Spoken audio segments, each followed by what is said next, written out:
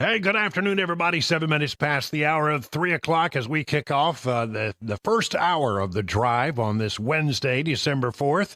I'm Brian Wilson, or as they like to call me around here these days, Short Timer. Well, okay. But I'm not going to act like a short timer. I'm going to give you everything I got right up to the 24th. And in case you didn't hear the news today, the news has been officially now confirmed that Matt Murphy will be taking over this slot at the beginning of next year. He's, been filling in, and of course, you probably figured that all out if you were alert, cunning, and sly like many of our listeners were. And Chad Benson will then be taking his position right now, which is, 1 to noon to 3. So those announcements have been made. We'll get into that a little bit later in greater detail. I want to start off with what happened today at the highest court in the land. A case that came from Tennessee has been argued. It all has to do with whether or not young people, before they get to be of an age of adult, should be allowed to have, surgeries or puberty blockers or those kind of things if they feel like they want to transition into another sex. If they were born, let's say, like a male, but they feel like they want to be a woman, then, there are things that some doctors have been doing, and it's controversial. But the state of Tennessee came up with a law and said, look, here's the deal. If you want to do this when you're an adult, that's fine. But until you reach the age of adulthood, we're not going to have the puberty blockers. We're not going to have, these treatments that change a young person's sex, because they really, quite frankly, don't have enough maturity to make the decision. And so let's wait at least until they're of adult age. Now, I think it's a reasonable thing. It seems to me we do many things to protect young people, and this is certainly within the boundaries of trying to protect young people. However, it made its way to the highest court of the land, and this was chosen as the test case. There are actually 26 states in the United States that are actually doing the same thing, have similar laws. So this is a really important case. How's it all going to play out? Well, I think it's the reading out that I'm getting from looking at some of the reporters who were there today suggests that the Tennessee law will stand likely. But of course, you never know until the ruling comes out. But let me just give you a few of the headlines here. From the Associated Press: Supreme Court reluctant to block Tennessee's ban on gender-affirming care for minors. So that seemed to be the sense we get from most of these. This is from Axios. Supreme Court seems likely to uphold ban on gender-affirming care. From the Washington Examiner: Supreme Court appears skeptical of undoing Tennessee ban on transgender procedures for minors. NBC News: Supreme Court skeptical of challenge to Tennessee ban on transgender youth treatments. CBS News: Supreme Court appears likely to uphold Tennessee ban on gender-affirming care for kids. So, across the board, most of the reporters who cover the court on a regular basis seem to read that the high court is likely to stand behind Tennessee's law, and it will not be struck down. And then, of course, this could be applied. This will be a ruling that will apply to many other laws around the country. Let's hear exactly, what led them to believe that. There were questions from justices like Brett Kavanaugh, who said, look, it seems to me that you're asking us to make a ruling on something where the medicine and the look on this kind of surgery and these kinds of treatments is evolving. If it's evolving like that and changing, and England's pulling back and Sweden's pulling back, it strikes me as, pretty heavy yellow light, if not red light, for this court to come in, the 9 of us, and to constitutionalize the whole area when the rest of the world, or at least the countries that have been at the forefront of this, are pumping the brakes on this kind of treatment because of concerns about the risks. Okay, then here's Justice Alito, who asked Elizabeth Bregelar, who is speaks on behalf of the Biden administration, why are you doing this? We need to look at the risk versus the benefits. In your petition, you made a sweeping statement, which I will quote: overwhelming evidence establishes that the appropriate gender-affirming treatment with puberty blockers and hormones directly and substantially improves the physical, psychological well-being of transgender adolescents with gender dysphoria. That was in November 2023. Now, even before then, the Swedish National Board of Health and Welfare wrote the following.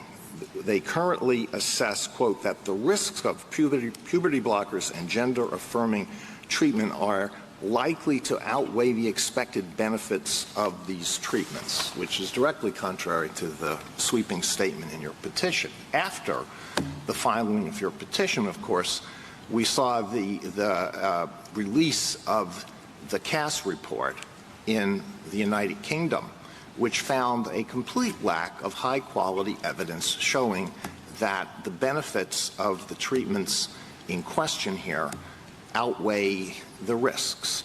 And so I wonder if you would like to stand by the statement that you made in your petition, or if you think it would now be appropriate to modify that and withdraw the statement that there is overwhelming evidence establishing that these treatments have benefits that greatly outweigh the risks and the dangers. I, of course, acknowledge, Justice Alito, that there is a lot of debate happening here and abroad about the proper model of delivery of this care and exactly when adolescents should receive it and how to identify the adolescents for whom it would be helpful. Well, by admitting that, you're saying that it's unsettled medicine. You know, we often talk about unsettled law. This is unsettled medicine. Some people have one opinion, some people have others, but I mean, there is a whole bunch of science that has now come out that suggests that the risks are greater than the benefits to doing this kind of treatment. Alito had done his homework. It was very clear because one of the arguments that was made by Chase Strangio from the ACLU was that, well, you know, if you do this, you reduce the number of suicides of young people. But on page 195 of the Cass report, it says, there is no evidence that gender affirmative treatments reduce suicide. What I think that is referring to is there is no evidence in the studies that this treatment reduces completed suicide. And the reason for that is completed suicide, thankfully and admittedly, is rare, and we're talking about a very small population of individuals with studies that don't necessarily have completed suicides within them. However, there are multiple studies, long-term longitudinal studies that do show that there is a reduction in suicidality, which I think is a positive outcome to this treatment. Interestingly, Chase Strangio, I believe I'm pronouncing that name correctly, with the ACLU, is a transgendered individual, born a woman, identifies now as a male, making the arguments before the high court. So let's just see. I'll take this Washington Examiner story. I thought it was one of the better ones that was out there. After contentious oral arguments, the justices are left with the task of determining whether Tennessee's law discriminates on the basis of sex or it regulates medical treatment within traditional state authority. Most justices appeared to be sympathetic to Tennessee's argument. Oral arguments in U.S. versus Skermetti reviewed Tennessee Senate Bill SB 1, a law prohibiting puberty blockers, cross-sex hormones, and transgender surgery for minors. The statute was initially challenged by the American Civil Liberties Union and other top law firms on behalf of families with transgender adolescents. The ACLU wrote in a press readout, the arguments mark the first time in history the court has considered a dispute on the authority of states to regulate transgender hormone therapies for minors with gender dysphoria. President Joe Biden's Justice Department intervened in the case after a U.S. Court of Appeals for the Sixth Circuit, led by Chief Judge Jeffrey Sutton, upheld the law. So it's already gone through the lower courts, got appealed to the high court, and now what we're hearing, if you read through the tea leaves here, is that the 6-3 conservative majority of the Supreme Court seems very skeptical of the arguments that this law should be struck down. Tennessee Solicitor General James Rice argued that there is no sex-based line in the state statute that would violate the 14th Amendment, but U.S. Solicitor General Elizabeth Prelogar said the law fundamentally discriminates on sex. Part of what the state was attempting to do is what the physical expectation of how males and females should appear. It's not surprising to think of that as sex classification. So Arguments made on both sides. Our own Attorney General was there. Our own Solicitor General was there. We had many of the politicians who were involved in writing this piece of legislation were in Washington for the arguments today. And I'm going to make a pretty strong guess that when the final ruling comes out, the Tennessee law will be upheld. Now, you never know for sure because you can never really know what happens behind closed doors and further deliberations after they've heard the arguments. You never know about the human dynamics at play in the highest court in the land when they're walking down the hall and talking to each other and exchanging ideas and drafts of an opinion. But it seems pretty clear that the 6-3 conservative majority is going to stand by this law, which I think is the right thing to do. Don't have any problem at all personally. If you want to go through this as an adult, that's an adult decision. And if you are of legal age to make decisions for yourself, then knock yourself out if that's what you want to do. But I think we have an obligation to protect young people who might be confused. One of the things that we learned yesterday is that some of the experts on this issue have said that what they believe is happening in many cases is you often have young men who are gay but don't want to identify as being gay. So the alternative, they don't want to admit that they're gay. They can't bring themselves to confront that, and so then what they end up doing is deciding, well, rather than be gay, I guess I was born in the wrong body. And want to go through that kind of transition. And there have been many, many cases where young people have started down that pathway and then decided that they wanted to turn around. Unfortunately, some of the stuff cannot be turned around. Related story, LPGA Tour, moving from the high court to the golf course. The LPGA Tour updates gender eligibility policy. I see bars players assigned as male at birth. In other words, if you are born a man, but then transition to a woman, you will not be allowed to play on the LPGA Tour. That's effective the 2025 season. 20 minutes now past the hour of 3 o'clock on Super Talk 99.7 WTN.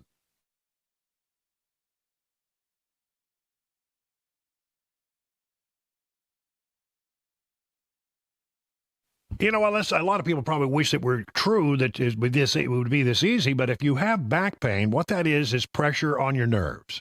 And, there's no pill, there's no spinal cream that's going to solve that.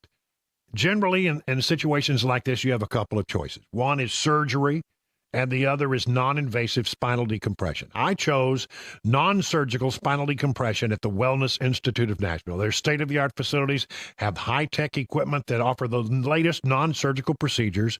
Because getting better is important, Dr. Kevin Mitchell and Dr. Ashley are offering half-off spinal decompression treatments and half-off the KT knee machine treatments. That's sort of like spinal decompression for your knee.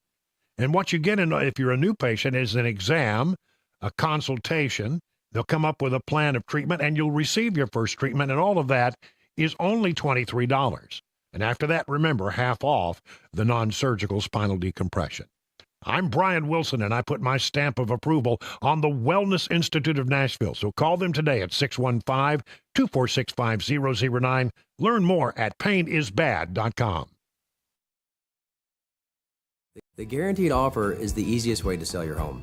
It's really simple. We bring you an all-cash offer. You close in as little as 21 days.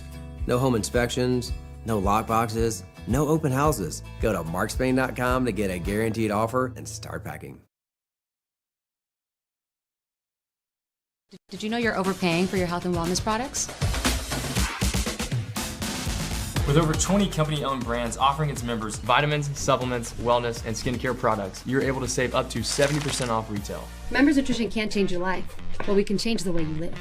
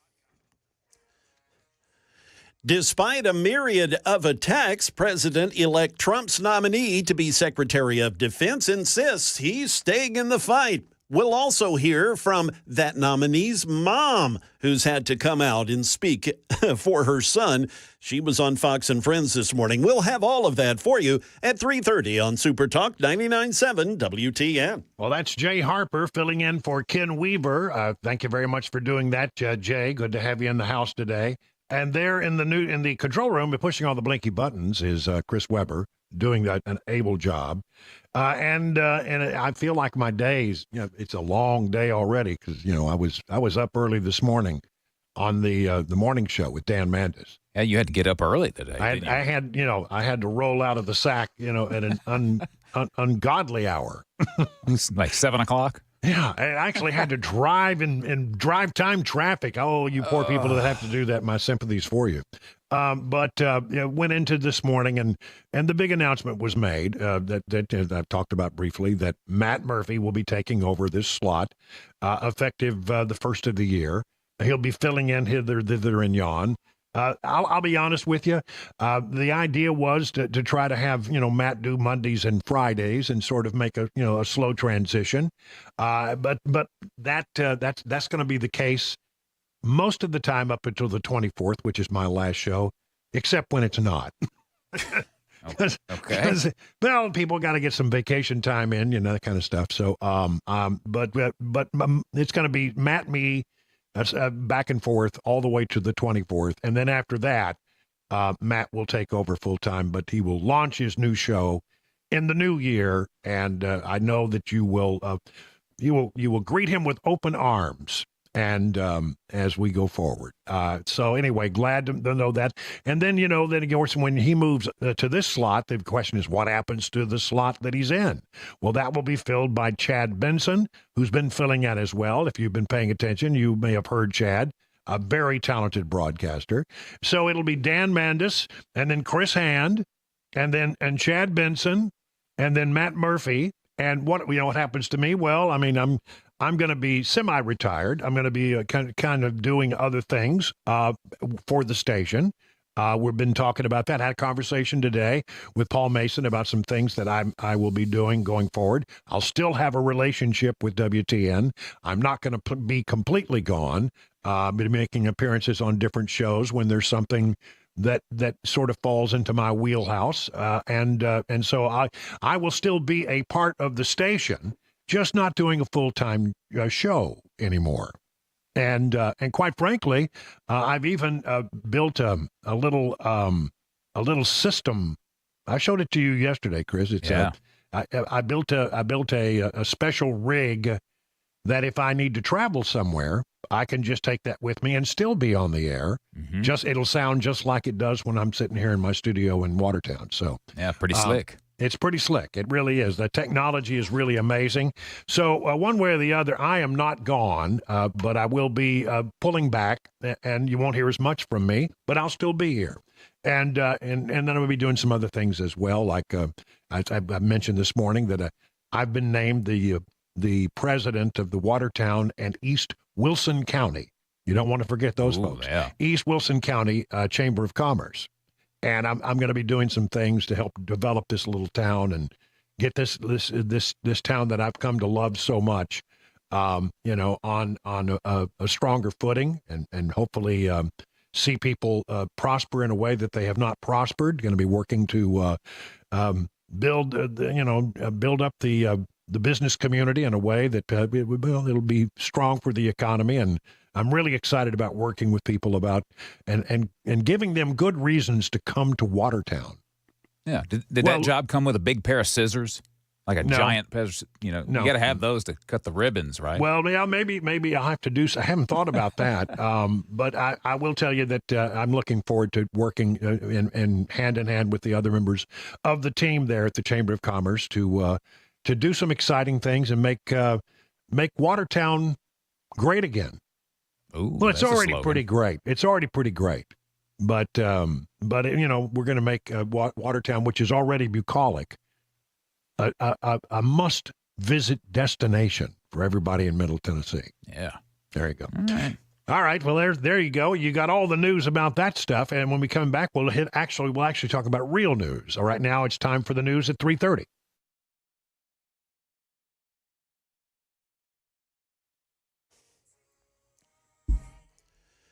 Good afternoon. It is 3:30. I'm Jay Harper with your top stories. A full forecast and a traffic report are coming up. Despite concerns from senators over allegations of drunkenness, sexual assault, and inappropriate conduct in the workplace, President-elect Trump's nominee to be Secretary of Defense insists that he's not going anywhere. He's staying in the fight. ABC's Stephen Portnoy has more. In addition to pressing the flesh on Capitol Hill, Pete Hegseth has employed a media strategy to shore up his bid to lead the Pentagon. Hegseth says he asked his mother, who said in a 2018 email that her son was an abuser of women, to appear on Fox News. Pete is a new person. He's redeemed, forgiven. And in an interview with Megyn Kelly on her Sirius XM show, Hegseth said he's still got the backing of the president-elect. I chose you because you're the guy that's going to put the war fighters first. But sources say Trump has also spoken to others about the role, including Florida Governor Ron DeSantis. During her appearance on Fox and Friends this morning, Hegseth's mom, Penelope, said one of the other reasons she decided to go public was due to media threats that she's received, and she thought it best to try to work to control the narrative. So here she is again this morning on Fox and Friends. I let a few phone calls go, but then they call you and say they threaten you. That's the first thing they do. Right. They say, unless you make a statement, we will publish it as is. And I think that's a despicable way to treat anyone. Threats are dangerous, and they're hard on families. That is the latest news. We've got traffic and weather next. I'm Jay Harper, WTN News.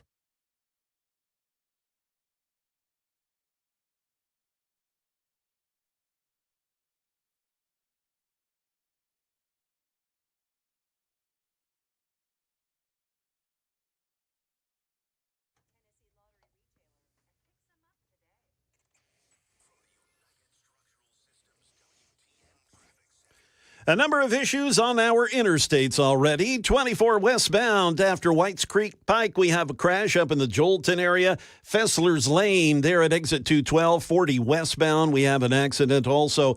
Still dealing with a slowdown on the North Loop at Rosa Parks Boulevard. 65 northbound due to a crash. And finally, near the airport, 40 eastbound, right before Briley Parkway, we have a wreck reported there as well. I'm Jay Harper. Hey, we've got traffic every 10 minutes, every morning and afternoon on Super Talk 99.7 WTN.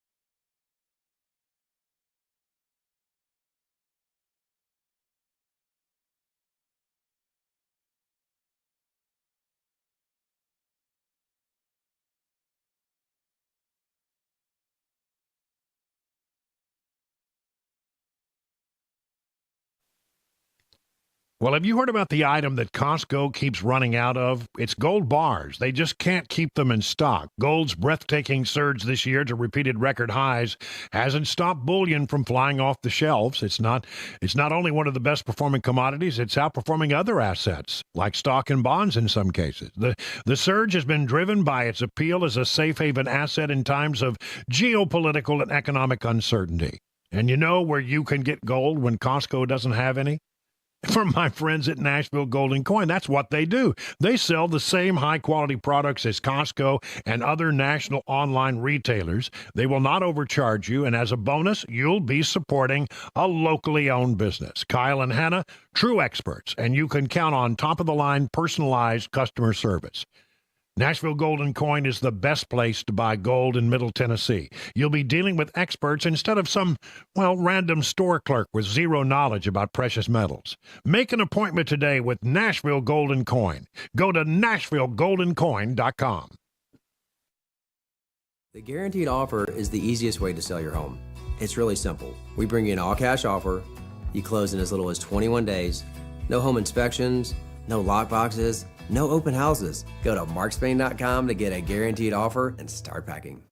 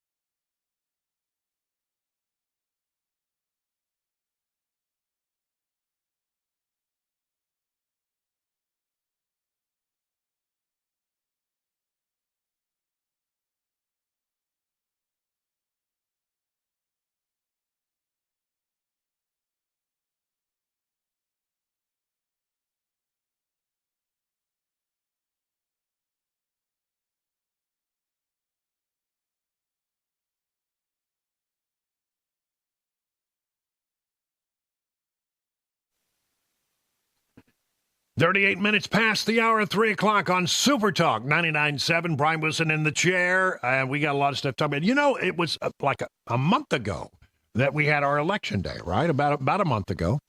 And we just now have had the last House race called. Isn't that amazing? It's out in California, as you might imagine. And so we now know what the official makeup of the House of Representatives is going to be. The GOP will have 220 seats, and the Democrats will have 215. The last race to be called was the 13th Congressional District of California, where California GOP Representative John Duarte lost to Democrat challenger Adam Gray, leaving Republicans, as I said, with 220 seats and 215 for Democrats. However, it's not that simple. Because, as you know, President-elect Trump has dipped into the House of Representatives and has taken several people out there and say, I want them to be, players in my administration. So what will Mike Johnson, the Speaker of the House, have until about April when some of these special elections are held? He'll have a 1-vote margin. Wow. So it'll be very, very tight in the House of Representatives. Here's the official rundown, though. The White House secured by President Trump with 312 Electoral College votes. The Senate will have 53 Republicans and 47 Democrats. And the House of Representatives will have 220 Republicans and 215 Democrats. So not huge margins for the GOP, but if they stay united, which is always a challenge, especially in the House of Representatives, if they stay united, then we can get a lot accomplished when President Trump is sworn in on January 20th. A lot of continued conversation about the Hunter Biden pardon. Here's a story that I think is very interesting. The judge in the Hunter Biden tax case has called the president's pardon an attempt to rewrite history. U.S. District Judge Mark Scarsey said the president's characterization of the charges stand in tension with the case record. So the judge who presided over the California tax fraud case against Hunter Biden called out the president for mischaracterizing and minimizing the charges against his son and announcing why he was pardoning him. The Constitution, he wrote, provides the president with broad authority to grant reprieves and pardons for offenses against the United States, but nowhere does the Constitution give the president the authority to rewrite history, said U.S. District Judge Mark C. Scarsey in a ruling late Tuesday. An attorney for Hunter Biden had asked the judge to dismiss the indictment against his client in light of President Joe Biden's pardon on Sunday night, but did not initially submit a formal copy of the pardon and instead sent a link to the president's statement saying that his son had been selectively and unfairly prosecuted and was the victim of a miscarriage of justice. Scarsey said the president's representations in the statement accompanying the pardon stand in tension, in other words, in disagreement with the case record. For example, the president asserts that Mr. Biden was treated differently from others who were late paying their taxes because of serious addictions, implying that Mr. Biden was among those individuals who untimely paid taxes due to addiction, but he is not, the judge wrote. He noted that Hunter Biden had said he was severely addicted to alcohol and drugs through May of 2019. Upon pleading guilty to the charges in the case, Mr. Biden admitted that he engaged in tax evasion after this period of addiction by wrongfully deducting as business expenses items he knew were personal expenses, including luxury clothing, escort services, and his daughter's law school tuition. And Mr. Biden admitted that he had sufficient funds available to him to pay some of his outstanding taxes when they were due, but he did not make payments toward his tax liabilities even well after he had regained his sobriety, instead electing to spend large sums to maintain his lifestyle in 2020. So the judge laying it on the line saying, you can call this, a weaponized case against your son, Mr. President, but the facts of the case say something different. Charlemagne the God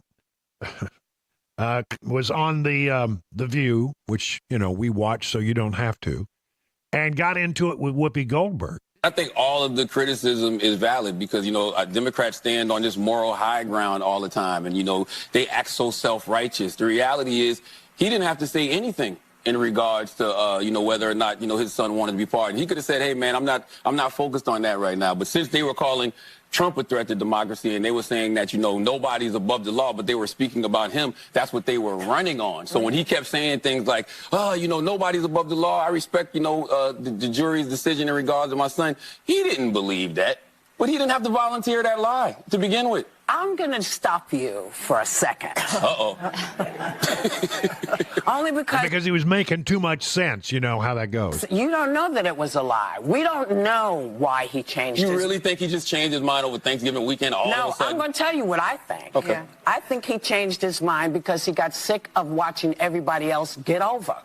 I don't know what that means, but he got a reaction from the audience. What do you think that means, Chris?